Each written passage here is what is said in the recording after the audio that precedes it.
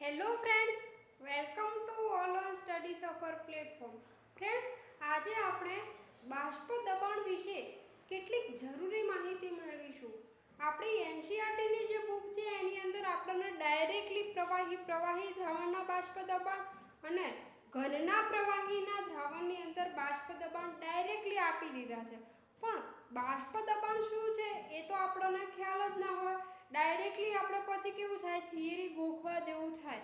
માટે આપણે ડાયરેક્ટલી પ્રવાહી, દ્રાવક અને દ્રાવ્ય બંને પ્રવાહી હોય અને જે દ્રાવણ બને એનો બાષ્પ દબાણ ડાયરેક્ટલી નહીં ભણતા. અહીંયા આપણે બાષ્પ દબાણની કેટલીક માહિતી મેળવીએ કે બાષ્પ દબાણ શું છે, બાષ્પ દબાણ પર અસર કયા પરિબળો કરે છે, એના વિશે કેટલીક માહિતી આજના લેક્ચરની અંદર મેળવીશું.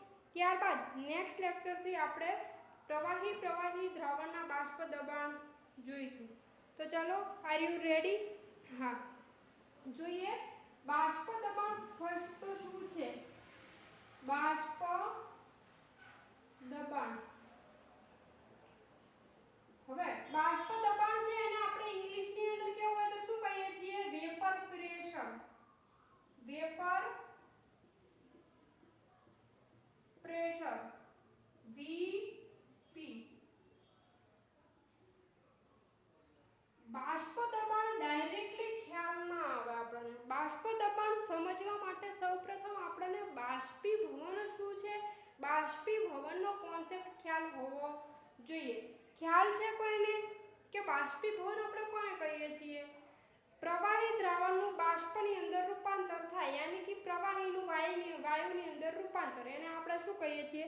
બાષ્પીભવન કહીએ છીએ. તો બાષ્પ દબાણ સમજવા માટે સૌપ્રથમ શેનો ખ્યાલ હોવો જોઈએ? બાષ્પીભવનનો.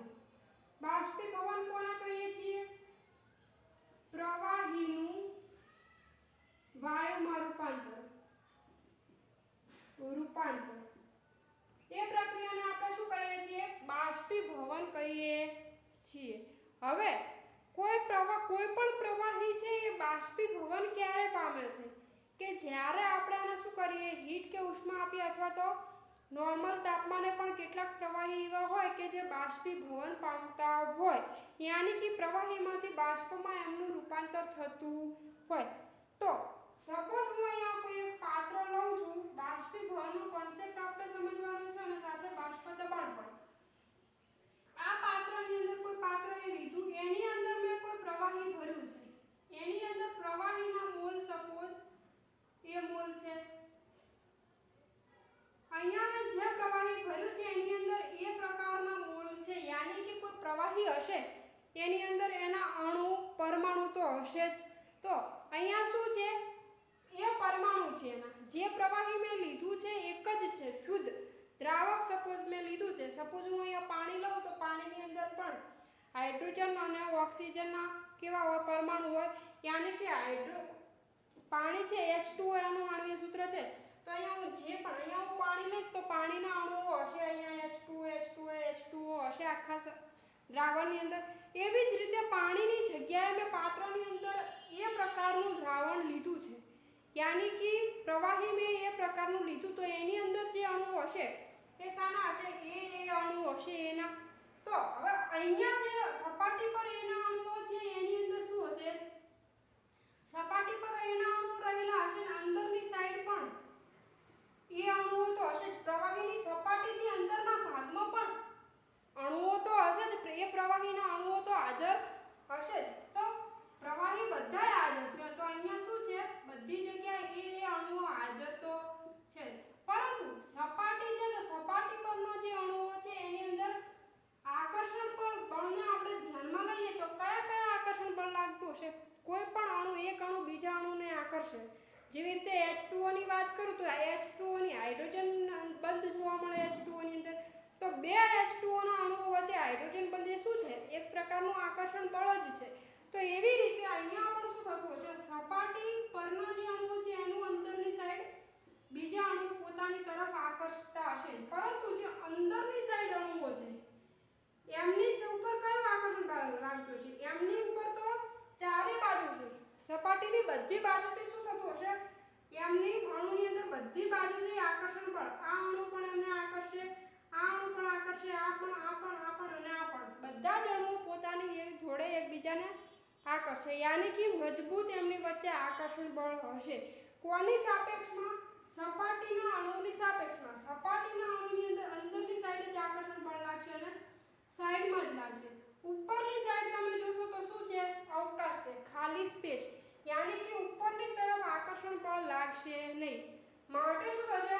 સપાટીના જે અણુઓ છે એ શું થશે? બાષ્પની અંદર રૂપાંતર પામશે. હવે અહીંયા પ્રવાહીમાંથી બાષ્પનું રૂપાંતર, એને શું કહીએ છીએ? વાયુમાં રૂપાંતરને બાષ્પીભવન કહીએ છીએ. હવે સપાટીના જે અણુઓ છે, અહીંયા હું લખું સપોઝ કે સપાટી પરના અણુ. તો સપાટી પરના અણુઓ બાષ્પમાં રૂપાંતર થવા માટે બે કારણો જવાબદાર છે.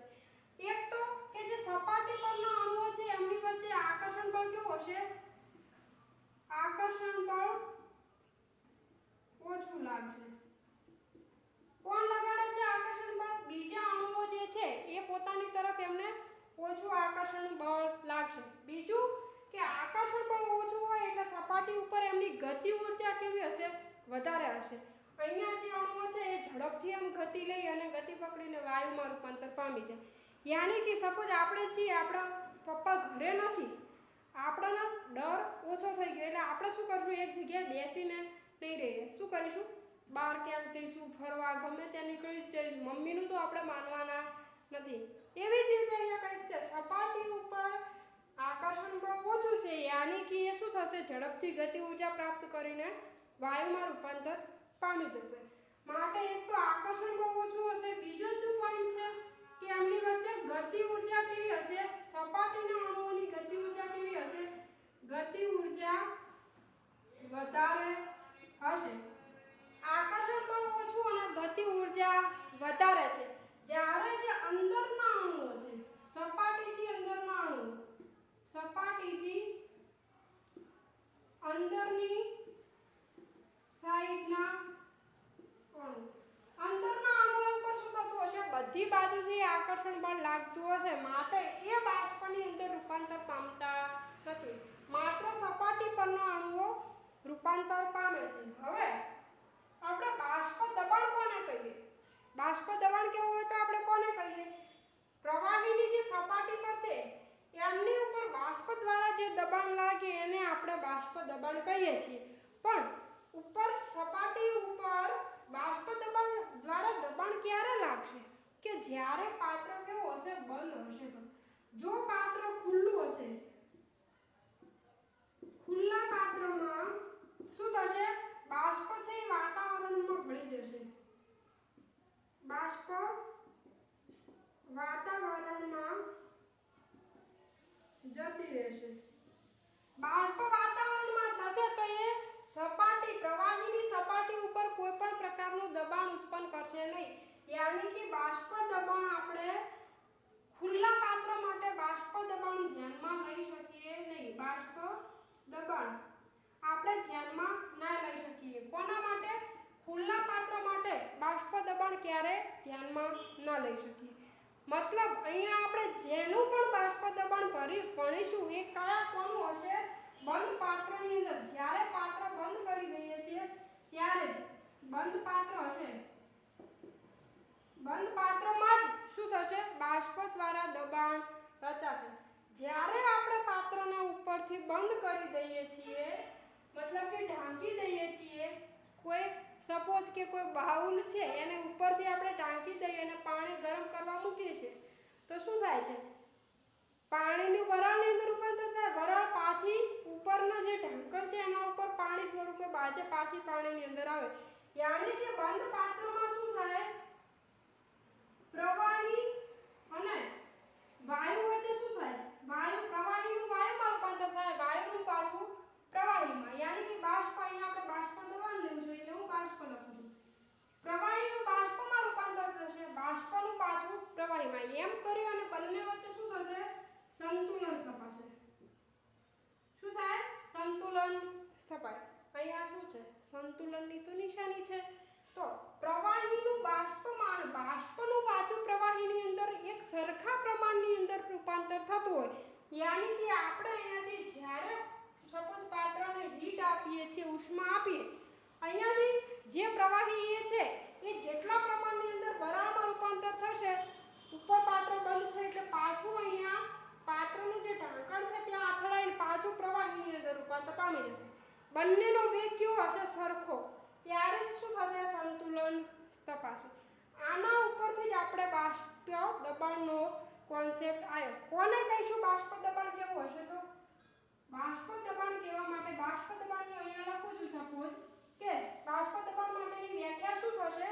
પ્રવાહીની સપાટી પર બાષ્પ દ્વારા લાગતા દબાણને બાષ્પ દબાણ કહે. ખ્યાલ આવી ગયો બાષ્પ દબાણની અંદર? પ્રવાહીની જે સપાટી છે એ સપાટી ઉપર બાષ્પ દ્વારા જે દબાણ લાગુ પડે એને જ આપણે બાષ્પ દબાણ યાની કે વેપર પ્રેશર કહીએ છીએ. ખ્યાલ આવે છે? તો પ્રવાહીની સપાટી પર બાષ્પ દ્વારા લાગતા દબાણને બાષ્પ દબાણ કહેવામાં આવે છે. બાષ્પ દબાણ ક્યારે રચાશે? કન્ડિશન શું છે? બંધ પાત્રની અંદર જ બાષ્પ દબાણ લાગુ પડશે. ખુલ્લા પાત્રની અંદર તમે કોઈ પણ પદાર્થ માટે બાષ્પ દબાણ ના ગણી શકો. તો આટલે સુધી ખ્યાલ આવી ગયો? આ છે બાષ્પ દબાણનો કોન્સેપ્ટ. હવે આપણે જોવાનું છે કે બાષ્પ દબાણ છે એના પર કયા પરિબળો અસર કરે છે. એની પહેલા તમે આનો સ્ક્રીનશોટ લઈ લો. લેવાઈ ગયો છે? ચલો બાષ્પ દબાણ પર અસર કરતા પરિબળોને ધ્યાનમાં લઈએ કે કયા પરિબળો બાષ્પ દબાણ પર અસર કરે છે. જો ફ્રેન્ડ્સ, આ કોન્સેપ્ટ બહુ જ અગત્યનો છે. જ્યારે તમને આ કોન્સેપ્ટ ખ્યાલ હશે, બેઝિક પાયો તમને ખબર હશે, ત્યારે જ તમને આગળ પ્રવાહી અને ઘનના પ્રવાહીના બાષ્પ દબાણની અંદર ખ્યાલ આવશે. હવે જોવાનું છે આપણે બાષ્પ દબાણ પર અસર કરતા પરિબળો.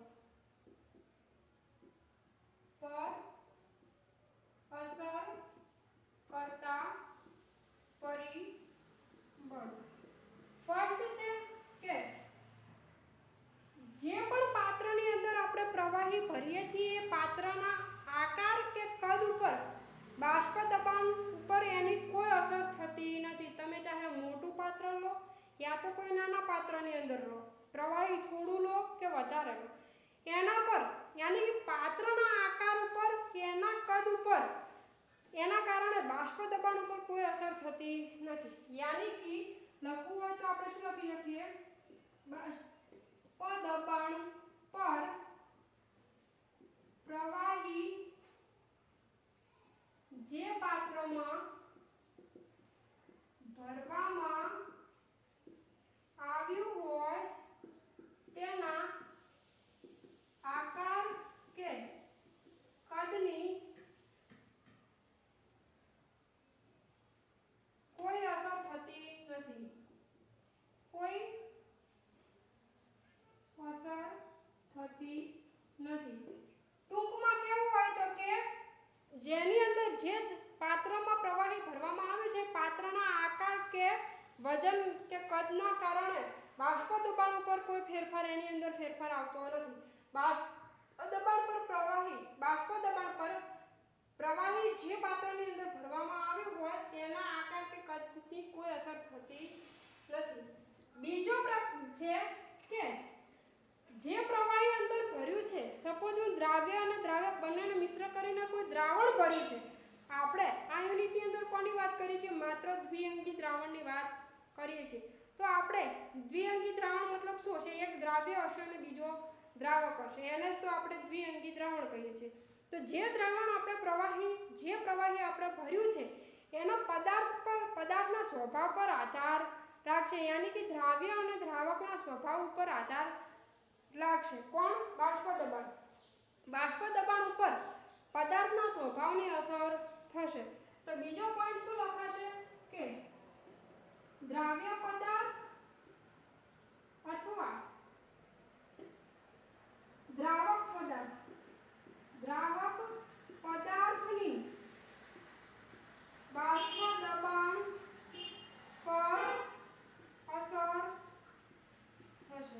બીજો પોઈન્ટ ખબર પડી ગઈ. દ્રાવ્ય પદાર્થ અથવા દ્રાવક પદાર્થ અથવા બંનેની અસર પણ બાષ્પ દબાણ ઉપર અસર થશે. સપોઝ હું વાત કરું H2O ની, મેં કોઈ H2O પદાર્થ મતલબ કે પાણી લીધું છે દ્રાવક તરીકે. શુદ્ધ દ્રાવકનું મારે બાષ્પ દબાણ નક્કી કરવું છે. મેં પાણી લીધું તો પાણીની અંદર શું થશે, બીજા પાણીના અણુ સાથે હાઇડ્રોજન બંધ બનશે. એટલે એમની વચ્ચે શું છે, પાણીને એક અણુ હોય ને એક અણુ પાણીનો 4 હાઇડ્રોજન બંધ બનાવે. 4 શું બનાવે, H બંધ બનાવે છે. સપોઝ મેં દ્રાવક તરીકે H2O લીધું અને બીજાની અંદર મેં દ્રાવક તરીકે ઇથેનોલ લીધું. યાની કે ઇથેનોલ છે એ પણ શું કરશે, એકબીજા સાથે હાઇડ્રોજન બંધ તો બનાવશે જ. બે ઇથેનોલના અણુઓ વચ્ચે પણ શું જોવા મળશે, હાઇડ્રોજન બંધ જોવા મળશે. પરંતુ અહીંયા ઇથેનોલનો એક અણુ એક હાઇડ્રોજન બંધ બનાવે છે. હવે અહીંયા શું થાય છે, એમની વચ્ચે આકર્ષણ બળ લાગે છે. જેટલું આકર્ષણ બળ બે અણુઓ વચ્ચે લાગશે એટલું એમનું બાષ્પ દબાણ શું થશે, બાષ્પીભવન ઘટશે. બાષ્પીભવન ઘટે એના પરિણામે બાષ્પ દબાણ પણ ઘટે. તો અહીંયા શું થયું, પદાર્થ જે છે એના સ્વભાવના કારણે શું થયું, બાષ્પ દબાણની અંદર કંઈક ફેરફાર થયો. યાની કે દ્રાવ્ય અને દ્રાવકના પદાર્થની બાષ્પ દબાણ પર અસર થાય. મતલબ કે એના જે સ્વભાવ છે, સ્વભાવની બાષ્પ દબાણ ઉપર અસર થઈ છે. સ્વભાવ પર આધાર રાખે છે કોણ, બાષ્પ દબાણ. તો અહીંયા મેં H2O અને ઇથેનોલ બંને માટે બાષ્પ દબાણ મારે લખવું હોય. સપોઝ કે અહીંયા હું જે કોઈ પાત્ર લઉં છું, અહીંયા મેં પ્રવાહી એ લીધું,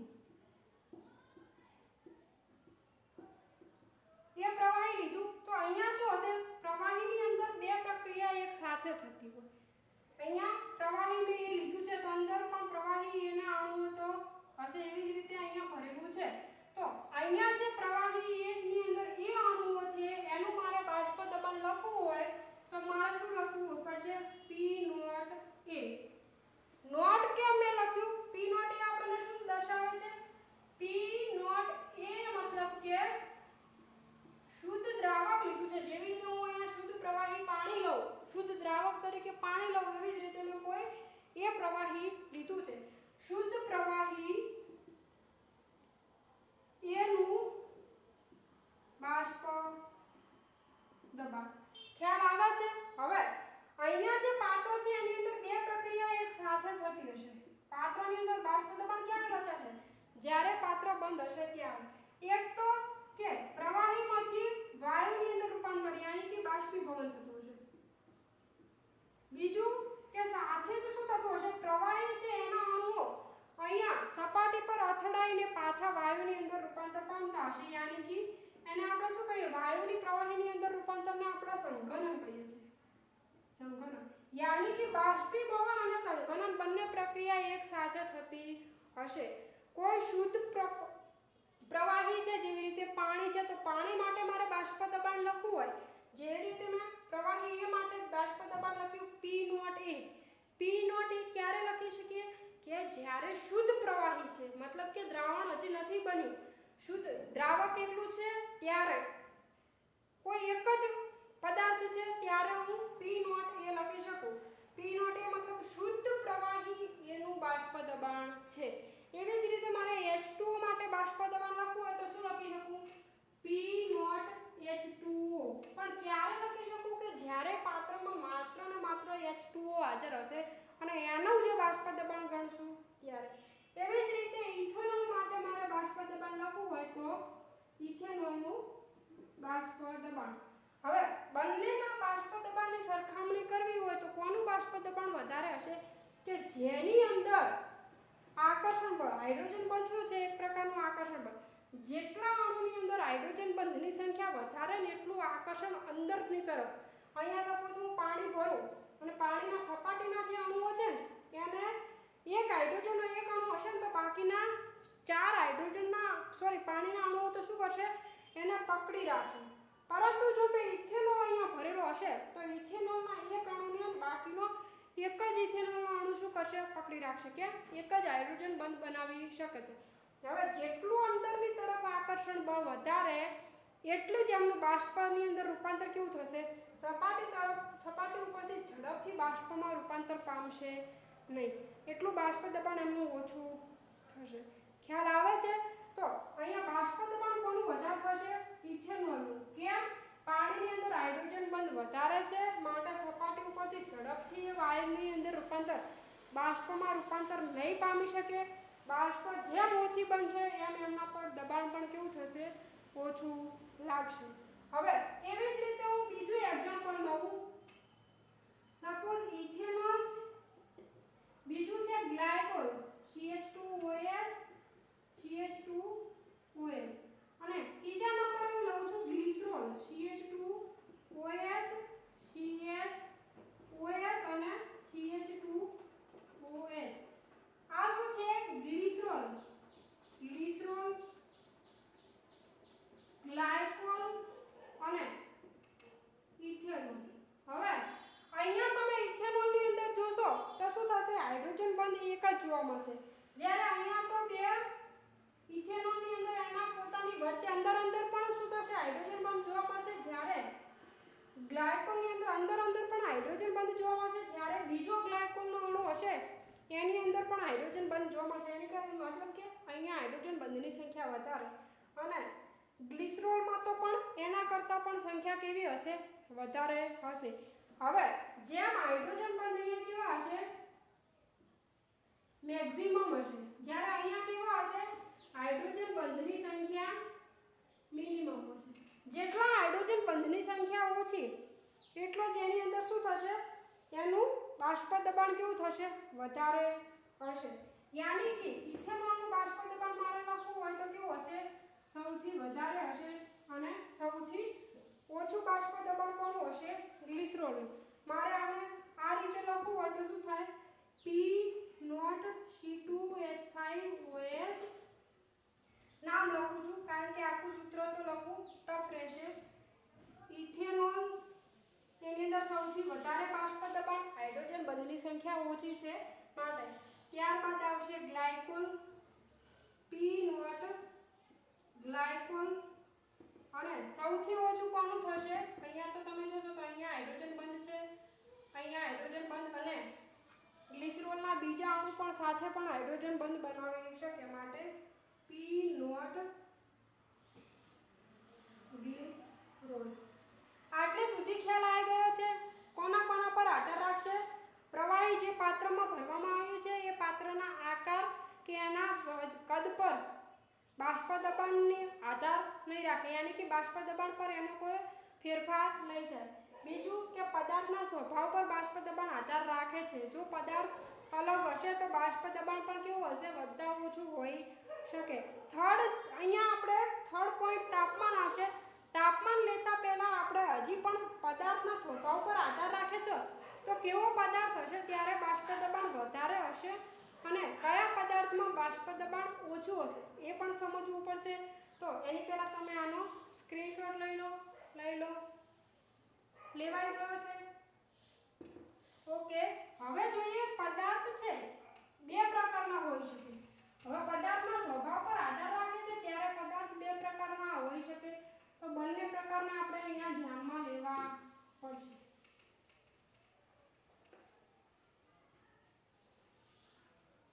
આટલે સુધી ખ્યાલ આવી ગયો છે?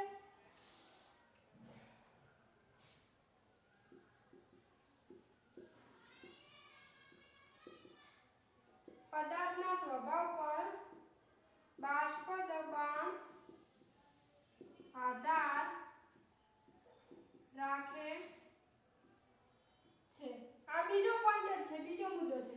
તો હવે પદાર્થ જે છે, પદાર્થમાં શું હોય? દ્રાવક પણ હોઈ શકે અને દ્રાવ્ય પણ હોઈ શકે. બે પ્રકારના છે. યા તો જો પદાર્થ છે એ બાષ્પશીલ મતલબ શું થયો કે ઝડપથી બાષ્પની અંદર રૂપાંતર થઈ જાય. જો પદાર્થ બાષ્પશીલ છે તો એમના માટે ઝડપથી બાષ્પમાં ફેરવાતો હશે તો એના માટે કંઈક બાષ્પ દબાણ હશે. બાષ્પ બનશે ત્યારે બાષ્પ દબાણ રચાશે. તો અહીંયા શું થશે? P ≠ 0, યાની કે બાષ્પ દબાણ જે છે એ 0 નહીં હોય, કંઈક બાષ્પ દબાણ તો હશે જ. જે પણ પદાર્થ બાષ્પશીલ હશે એનું પોતાનું. અહીંયા જો પદાર્થ અબાષ્પશીલ છે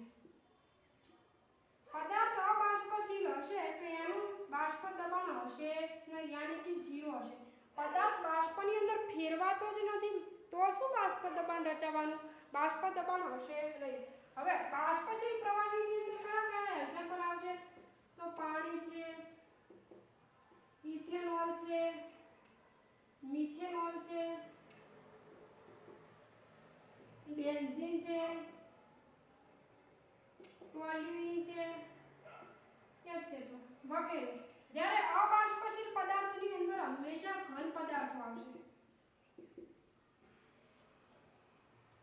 કયા? ઘન સ્વરૂપની અંદર જે પદાર્થો હશે એ બધા મોટા ભાગે કેવા હશે? અબાષ્પશીલ હશે, અમુકને બાદ કરતા, જેમ કે કપૂર. અહીંયા કયા કયા એક્ઝામ્પલ આવશે? તો યુરિયા આવશે, ગ્લુકોઝ અને સુક્રોઝ. આ બધા પદાર્થ કેવા છે? અબાષ્પશીલ છે, કે જે ઝડપથી બાષ્પની અંદર રૂપાંતર પામતા નથી, ના બરાબર જ છે. તો અહીંયા યુરિયા, ગ્લુકોઝ અને સુક્રોઝ ઉપરથી એક્ઝામની અંદર પ્રશ્ન પૂછાતા હોય છે, માટે તમારે એના આણ્વીય દળ પણ બની શકે તો યાદ રાખવા, અને એનું સૂત્ર પણ ખ્યાલ હોવું જોઈએ. સૂત્ર ખ્યાલ હશે, કેમિકલ ફોર્મ્યુલા, તો આણ્વીય દળ તો તમે શોધી શકશો. યુરિયાનું સૂત્ર શું થાય? NH2CO NH2, ગ્લુકોઝનું C6H12O6, સુક્રોઝનું C12O11 C12 oxygen 22 H22O11 સુક્રોઝનું સૂત્ર. હવે જ્યારે તમે આનું આણ્વીય દળ ગણશો તો 60 થશે, ગ્લુકોઝનું 180 થશે અને સુક્રોઝ માટે 300 અને 42 સમથિંગ કંઈક મળે છે. તો આ શું છે? એનું આણ્વીય દળ. આપણે શા માટે યાદ રાખવાનું?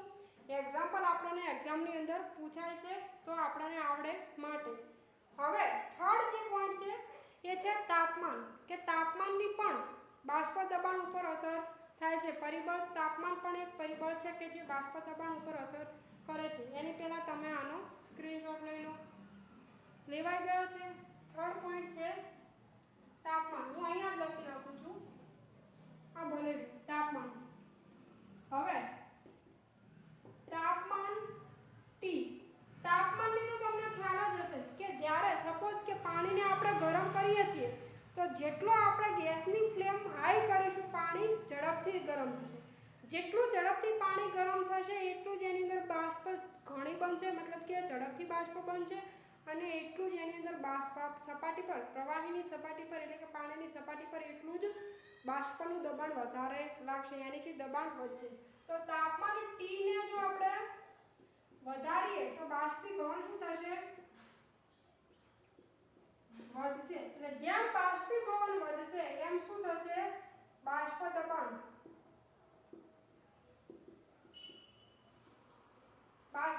પણ શું થશે? વધશે. તો આટલા જે પરિબળો છે એ બાષ્પ દબાણ ઉપર અસર કરે છે. આ બેઝિક નોલેજ છે બાષ્પ દબાણનું. આગળથી આપણે પ્રવાહી દ્રાવણના બાષ્પ દબાણ અને ઘનના પ્રવાહી દ્રાવણના બાષ્પ દબાણ વિશે આપણા જે મેઇન પોઈન્ટ છે એના વિશે ડિસ્કસ કરીશું. પણ જો તમે આ લેક્ચર અટેન્ડ કર્યું છે ત્યારે જ તમને એમાં ખ્યાલ આવશે, બાકી ગોખવા જેવું થશે. તો ખ્યાલ આવી ગયો છે બધાને? કોઈ કન્ફ્યુઝન છે તો તમે કોમેન્ટ સેક્શનની અંદર કોમેન્ટ કરી શકો છો. ફ્રેન્ડ્સ, આજના વિડીયોની અંદર બસ આટલું જ. જો વિડીયો પસંદ આવ્યો છે તો વિડીયોને લાઈક કરો, શેર કરો અને ચેનલને સબસ્ક્રાઈબ કરો. ચલો, થેન્ક્સ ફોર વોચિંગ. મળીએ નેક્સ્ટ લેક્ચરમાં.